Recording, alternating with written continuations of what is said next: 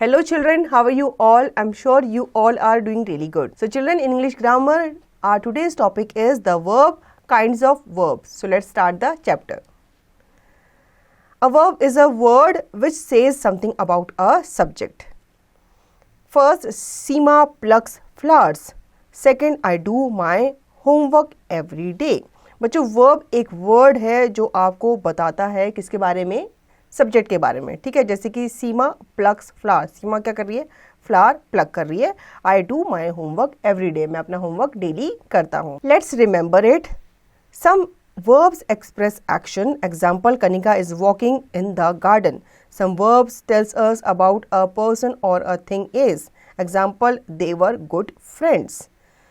Some verbs show possession or belonging. Example, Raman has a motorcycle.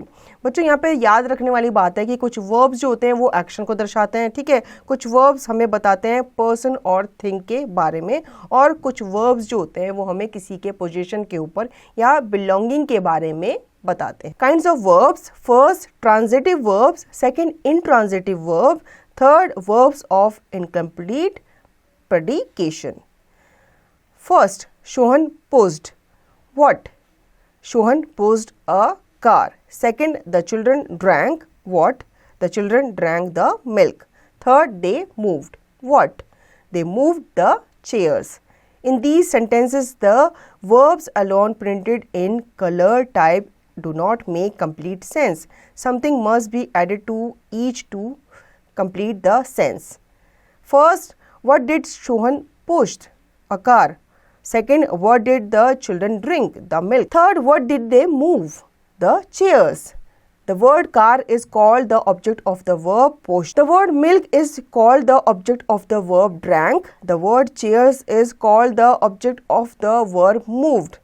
A verb which requires an object after it to complete its sense is called a transitive verb. बच्चों, यहाँ पे सबसे पहले बताया गया है कि transitive verbs क्या होते हैं. ट्रांजिटिव वर्ब्स जो होते हैं वो कभी भी कंप्लीट नहीं होते ऑब्जेक्ट के बिना. उन्हें ऑब्जेक्ट ज़रूर चाहिए होता है ताकि वो कंप्लीट सेंस बना सकें. ठीक है, जैसे आपको एग्जांपल के थ्रू बताया था कि शोहन पुश्ड. अब शोहन ने क्या पुश किया, तो वहाँ पे उसको कंप्लीट किया कि शोहन ने कार को पुश किया.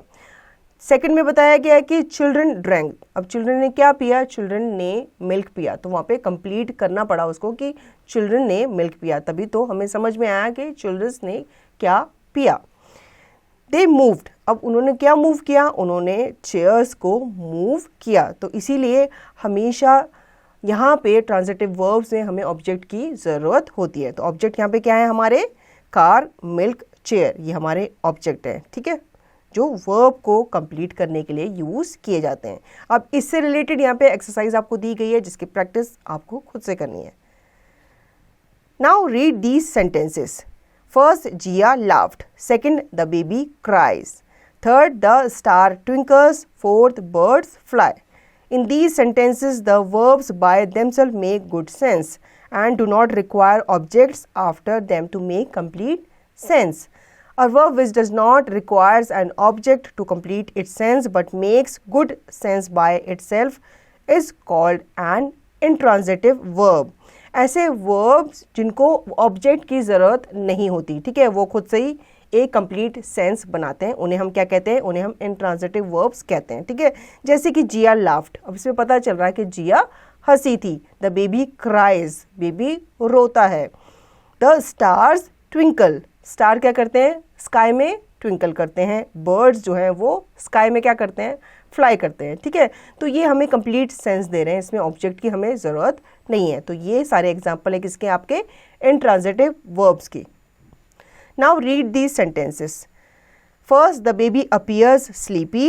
Second, the woodcutter seems tired. Third, Mrs. Kumar is a teacher. Fourth, the woman became sad.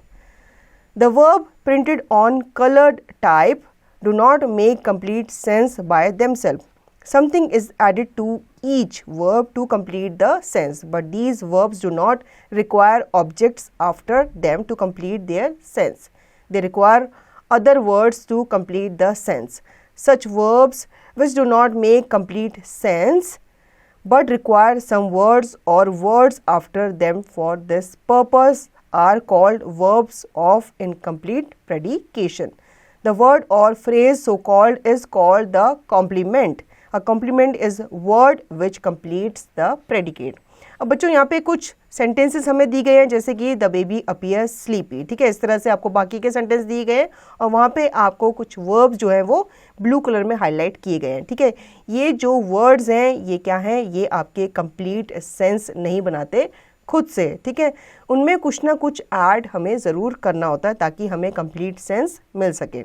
लेकिन ये जो वर्ब्स हैं ये ऑब्जेक्ट रिक्वायर नहीं करते, इनके साथ हमें ऑब्जेक्ट लगाने की ज़रूरत नहीं होती ताकि वो कंप्लीट सेंस बना सकें, ठीक है। ये दूसरे वर्ड्स इनको लगते हैं या दूसरे वर्ड्स में लगाए जाते हैं ताकि सेंस बनाया जाए, कंप्लीट सेंस बनाया जाए और आपको मीनिंग पता चले।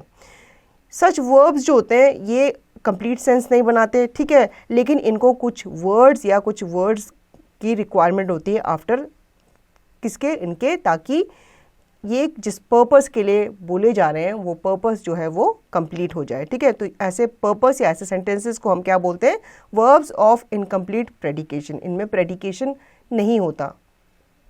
अब जो वर्ड इसमें यूज़ किया जाता है, ठीक है, उसे हम क्या कहते हैं, कॉम्प्लीमेंट कहते हैं। और कॉम्प्लीमेंट जो होता है वो आपका प्रेडिकेट को क्या करता है, कंप्लीट करता है। तो बच्चों आई होप आपको ये चैप्टर अच्छे से समझ में आ गया होगा। अब इसका रिवीजन और इसकी प्रैक्टिस आप खुद से करेंगे।